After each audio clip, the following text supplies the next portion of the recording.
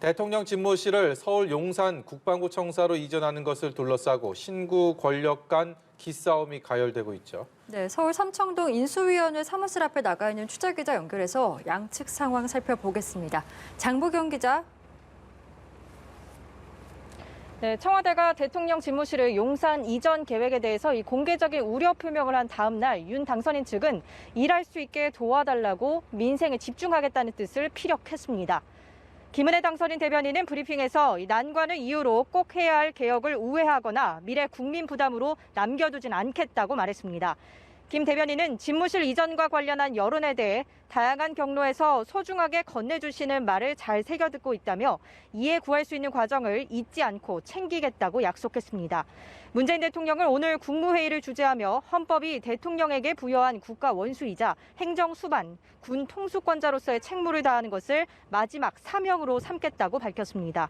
이 국정에 작은 공백도 있을 수 없다고 안보 대비 태세의 중요성을 강조하며 정부 출범 전 이전 작업을 완료하는 것에 대한 부정적 인식을 드러낸 것으로 풀이됩니다. 양측 모두 집무실 이전 문제와 관련한 공개 발언의 수위를 조절하면서 이 만남에는 언제든 응할 수 있다고 열어놓은 상태인데요. 이 정권 교체기 신구 행정부 간 기싸움이 계속 노출되는 상황은 양측 모두의 부담인데 특히 실무협의 주체인 장제원 비서실장과 이철희 정무수석의 부담감이 집중될 수 있다는 관측입니다. 일각에선 문 대통령의 임기 내 주요 직책의 인사권 행사와 관련한 문제가 이번 갈등의 핵심이라는 의견도 나옵니다. 청와대 측은 회동이 열린다면 그 자리에서 자연스레 인사 문제가 논의되고 얼마든지 협의의 여지가 있지 않겠느냐는 뜻을 내비쳤는데 윤 당선인 측은 인사와 관련해 그 어떤 분의 추천도 하지 않고 있다는 입장을 유지했습니다. 윤 당선인은 오늘 인수위원회 간사단 회의를 주재했습니다. 이 자리에서 방역 체계를 과학적 기반을 가지고 준비해야 한다는 점과 소상공인 손실보상 방안에 대한 구체적 프로그램을 만들어 줄 것을 주문했습니다. 또 북한군의 최근 방사포 발사에 대해 명확한 9.19 합의 위반이라며 안보 상황을 빈틈없이 잘 챙겨달라고 당부했습니다. 장보경 기자, 그렇다면 이런 상황에 대한 여야의 반응은 어떻습니까? 네, 발언의 수위 조절을 하고 있는 신구 행정부와 달리 여야는 날선 반응을 쏟아내고 있습니다. 민주당 윤호중 비대위원장은 집무실 이사가 민생보다 더 중요한지 묻지 않을 수 없다고 말했는데요. 당선인이 돼서 외부 외출을 한 첫 번째 활동이 집 보러 다니기였던 것 같다는 날선 반응을 내놨습니다.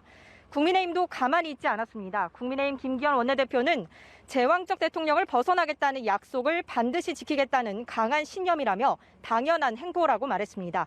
그러면서 5년 전 문 대통령도 큰 소리 했던 것임에도 불구하고 구중 궁궐 속 불통 제왕적 대통령으로 군림했다며 청와대를 겨냥했습니다.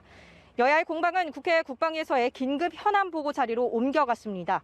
이 자리에서 국방부는 집무실 이전 계획이 발표되기 엿새 전인 지난 14일 최초로 용산 이전을 전제로 한 계획 수립을 요청받았다고 밝혔습니다.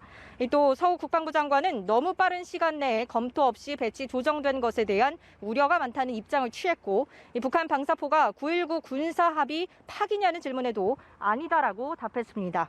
한편 국방부는 오늘 종일 인수위 외교안보 분과의 업무 보고도 진행하고 있습니다. 지금까지 삼청동 인수위원회 사무실 앞에서 전해드렸습니다.